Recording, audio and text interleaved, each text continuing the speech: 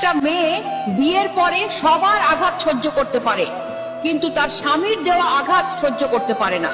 কারণ একটা মেয়ে বিয়ের পরে তার স্বামীর সাথে হাজারটা ইচ্ছে পূরণ করার স্বপ্ন দেখে। তার ধারণা সবাই তাকে কষ্ট দিলেও তার স্বামী তাকে কষ্ট দিবে না।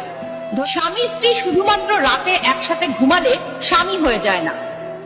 স্বামী হতে হলে স্ত্রীর মন বুঝতে হয়, তার খেয়াল রাখতে হয়, স্ত্রীকে ভালো রাখার চেষ্টা করতে হয়। এমন অনেক পুরুষ আছে যাদের স্ত্রীর সাথে কোনো মনের মিল নেই, কোনো ভালোবাসার সম্পর্ক নেই, শুধুমাত্র সমাজের জন্য লোক দেখানো একসাথে থাকা। যার স্বামী এমন, শুধুমাত্র সেই মেয়েটাই বোঝে জীবন্ত লাশ হয়ে বেঁচে থাকাটা কতটা কষ্টের।